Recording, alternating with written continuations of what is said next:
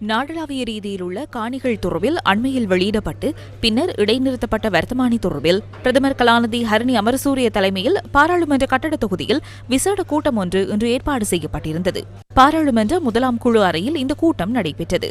விவசாயம், கால்நடை, நீர்ப்பாசனம் மற்றும் காணி அமைச்சர் கே.டி. லால்காந்த, பிரதி அமைச்சர் சுசில் ரணசிங்க, விவசாயம், கால்நடை, நீர்ப்பாசனம் மற்றும் காணி அமைச்சின் செயலாளர் டி.பி. விக்ரமசிங்க, மேலதிக சொலிசிட்டர் ஜெனரல் விக்கும் டி ஆப்ரு, பிரதமரின் செயலாளர் பிரதீப் சப்புதந்திரி, காணி பதிவு திணைக்களம், காணி அளவீட்டு திணைக்கள அதிகாரிகளுடன் வடக்கு கிழக்கை பிரதிநிதித்துவப்படுத்தும் ஆளும் மற்றும் எதிர்க்கட்சி பாராளுமன்ற உறுப்பினர்கள் உள்ளிட்ட பலர் இந்த கலந்துரையாடலில் பங்கேற்றனர்.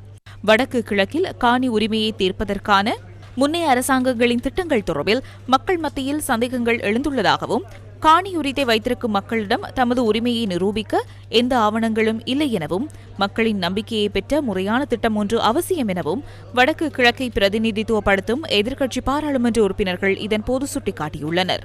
சில குழுக்கள் மோசடியாக காணியை கையகப்படுத்தியுள்ளதாகவும், தற்போதைய அரசாங்கம் காணி பிரச்சினைக்கு நியாயமான தீர்வை வழங்கும் என மக்கள் நம்பிக்கை கொண்டுள்ளதாகவும் எதிர்க்கட்சி உறுப்பினர்கள் சுட்டிக்காட்டியதாக பிரதமரின் ஊடகப் பிரிவு விடுத்துள்ள அறிக்கையில் தெரிவிக்கப்பட்டுள்ளது. மக்களின் சந்தேகங்களை நீக்க முறையான வழிமுறையை அறிமுகப்படுத்துவதன் மூலம் சட்டப்பூர்வ உறுதிப்படுத்தல்களுடன் மக்களுக்கு நில உரிமை வழங்கப்பட வேண்டும் என்பதில் அரசாங்கம் உடன்படுவதாகவும், மக்களின் நிலங்களை எந்த வகையிலும் கையகப்படுத்த வேண்டிய அவசியம் அரசாங்கத்துக்கு இல்லை எனவும் பிரதமர் கலாநிதி ஹரணி அமரசூரிய இதன்போது தெரிவித்தார். அதற்கமைய மக்கள் மற்றும் விடயத்துடன் தொடர்புடைய துறைகளுடன் கலந்துரையாடியதன் பின்னர் எதிர்காலத்தில் சரியான தீர்வை வழங்க அரசாங்கம் நடவடிக்கை எடுக்கும் எனவும், அதற்கு தேவையான நடவடிக்கைகளை எடுக்குமாறு பிரதமர் அதிகாரிகளுக்கு அறிவுறுத்தியதாகவும் பிரதமரின் ஊடகப் பிரிவு தெரிவித்தது. இதேவேளை கூட்டத்தில் கலந்துரையாடப்பட்ட விடயங்கள் தொடர்பில் இலங்கை தமிழரசு கட்சி, தமிழ் தேசிய மக்கள் முன்னணியின் பாராளுமன்ற உறுப்பினர்கள் நியூஸ் ஃபர்ஸ்டுக்கு கருத்து தெரிவித்தனர். கடந்த கால அனுபவங்களின் அடிப்படையில், ஆனால் அந்த விடயத்தை, அந்த வர்த்தமானி அறிவித்தலை மீளப்பெறுவதற்கு அவர்கள் இன்னும் ஒரு சரியான தகவலை தரவில்லை. இப்பொழுது தாங்கள் பிரதேச செயலாளர்கள் ஊடாக, அரசாங்க அதிபர்கள் ஊடாக மீண்டும் அந்த இடங்களை அடையாளப்படுத்தி அதற்கான ஆய்வுகளை மேற்கொண்ட பிற்பாடு நாங்கள் அது பற்றி ஒரு முடிவை எடுத்துக்கொள்ள முடியும் என்ற அளவிலே இன்றைய கலந்துரையாடல் நிறைவேற்றது. பிரதம அமைச்சர் அதனுடைய தாற்பயத்தை புரிந்து கொள்ளக்கூடிய நிலையிலே இருக்கிறார் என்பது தெரிகிறது. வடமாகாணத்தில் இருக்கக்கூடிய 5 மாவட்டங்களே வவுனியாவை தவிர்ந்த மற்ற 4 மாவட்டங்களும் கரையோர மாவட்டங்கள். அந்த மாவட்டங்களுடைய கரையோர பிரதேசம் அரசு காணியாக பிரகடனப்படுத்துகின்ற ஒரு விடயம்தான் இறுதியில் நடக்கப் போகிறது. அவை இது ஒருபோதிலும் ஏற்க முடியாத என்ற விடயத்தை நாங்கள் தெளிவாக பேசினோம்.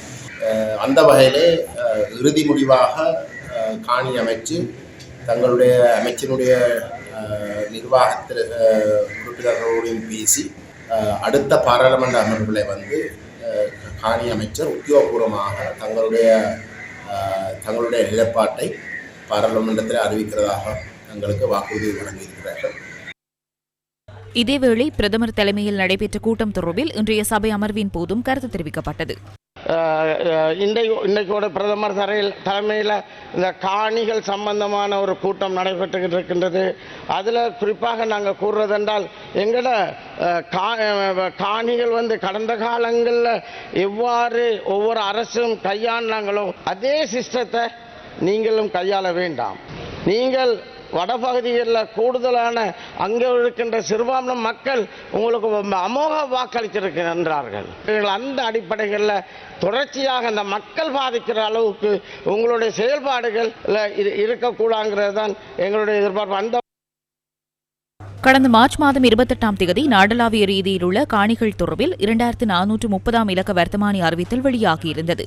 காணி கட்டளைகள் மற்றும் ஒழுங்குமுறைகளுக்கு அமைய வடமாகாணத்தின் குறிப்பிட்ட பகுதிகளில் காணிகளின் உரிமைகளை தீர்த்து வைப்பதற்காக மாத்திரமே காணிகள் தொடர்பில் விளம்பரங்கள் பிரசுரிக்கப்பட்டதாக கமத்தொழில், காணி, கால்நடை, நீர்ப்பாசனம், மீன்பிடி மற்றும் நீரியல் வளங்கள் அமைச்சின் செயலாளர் டி.பி. வீரசிங்க தெரிவித்திருந்தார்.